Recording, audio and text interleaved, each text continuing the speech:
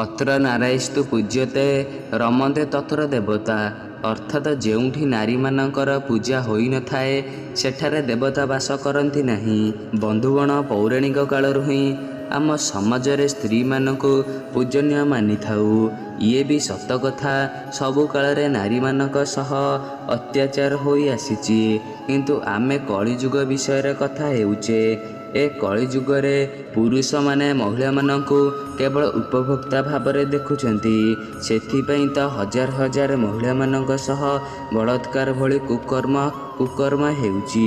ବନ୍ଧୁମାନେ, ଆଜିର ଏ ଭିଡ଼ିଓ ମାଧ୍ୟମରେ ଆପଣମାନେ ଜାଣିବେ ଭଗବାନ ଶ୍ରୀକୃଷ୍ଣଙ୍କ ଅନୁସାରେ ଯେଉଁ ପୁରୁଷ ମହିଳାମାନଙ୍କ ଇଜ୍ଜତ ସହ ଖେଳୁଥାଏ, ବଳାତ୍କାର ଭଳି କୁକର୍ମ କରିଥାଏ, ତାଙ୍କୁ ମୃତ୍ୟୁ ପରେ କେଉଁ ଭଳିଆ ଦଣ୍ଡ ମିଳିଥାଏ। ନମସ୍କାର ବନ୍ଧୁଗଣ, ଆପଣମାନଙ୍କୁ ଆମ ଚ୍ୟାନେଲକୁ ବହୁତ ବହୁତ ସ୍ୱାଗତ। ବନ୍ଧୁଗଣ, ଭାଗବତ ଗୀତାରେ ଭଗବାନ ଶ୍ରୀକୃଷ୍ଣ କହିଛନ୍ତି, ଯେଉଁ ପୁରୁଷ ମହିଳାମାନଙ୍କର ଇଜ୍ଜତ ସହ ଖେଳିଥାଏ ଅର୍ଥାତ୍ ବଳାତ୍କାର ଭଳି କୁକର୍ମ କରିଥାଏ, ତାଙ୍କୁ ଏଲୋକ ସହ ପରଲୋକରେ ମଧ୍ୟ ବହୁତ କଷ୍ଟ ସହିବାକୁ ପଡ଼ିଥାଏ।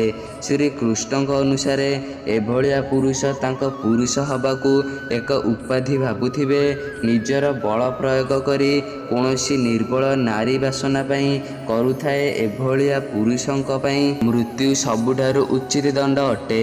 ବାସ୍ତବରେ ମହିଳାମାନଙ୍କୁ ଏହା ବୁଝାଯାଇଛି କି ସିଏ ବହୁତ ନିର୍ବଳ ଅଟେ, ତାଙ୍କୁ ସବୁବେଳେ ଦବି କରି ରହିବା ଉଚିତ ଅଟେ। ବନ୍ଧୁଗଣ, ଆପଣ ମହାଭାରତରେ ଦେଖିଥିବେ କି ଶୁଣିଥିବେ, ଯେତେବେଳେ ଦ୍ରୌପଦୀ ଶ୍ରୀକୃଷ୍ଣଙ୍କୁ ପଚାରୁଥିଲେ, ରାଜସଭାରେ ଯେଉଁ ଲୋକମାନେ ମୋତେ ଅପମାନ କରିଛନ୍ତି ତାଙ୍କୁ ଦଣ୍ଡ ମିଳିବ ନା ମିଳିବନି?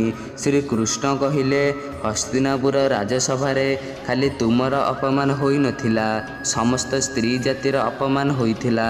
ଆଉ ଯେଉଁ ଲୋକମାନେ ସେ କୁକର୍ମରେ ଭାଗୀଦାର ଥିଲେ ସେ ସମସ୍ତଙ୍କୁ ଦଣ୍ଡ ମିଳିବ। ଇଏ ଖାଲି ଆଜି ହେବନି, ଯେତେବେଳେ ମହିଳାମାନଙ୍କର ଇଜ୍ଜତ ସହ ଯିଏ ଖେଳିବ ସେତେବେଳେ ସବୁ ଅଧର୍ମୀ ଲୋକଙ୍କୁ ଦଣ୍ଡ ଦିଆଯିବ। ଭାଗବତ ଗୀତାରେ 2ୟ ଅଧ୍ୟାୟର 47 ଶ୍ଲୋକରେ ଶ୍ରୀକୃଷ୍ଣ କହୁଛନ୍ତି, କର୍ମ କରିବା ତ ଆପଣଙ୍କ ହାତରେ ଅଛି, କିନ୍ତୁ ସେ କର୍ମର ଫଳ ପାଇବା ଆପଣଙ୍କ ହାତରେ ନାହିଁ। ଆମ ସମସ୍ତଙ୍କୁ ଭଲ ଫଳ ପାଇବା ପାଇଁ କେବଳ ଭଲ କର୍ମ କରିବା ଉଚିତ ହୋଇଥାଏ। ବନ୍ଧୁଗଣ, ଶେଷରେ କେବଳ ଏତିକି କହିବି କି ଗୋଟିଏ ନାରୀ କେତେବେଳେ ମା, କେତେବେଳେ ଭଉଣୀ ତ କେତେବେଳେ ସ୍ତ୍ରୀ, ପୁତ୍ରୀ ଇତ୍ୟାଦି ରୂପ ଧାରଣ କରି ଗୋଟିଏ ପୁରୁଷ ଜୀବନକୁ ଆସିଥାଏ। ଆଉ ସେ ନାରୀର ସମ୍ମାନ କରିବା ଆମ ସମସ୍ତଙ୍କର ଧର୍ମ ହୋଇଥାଏ।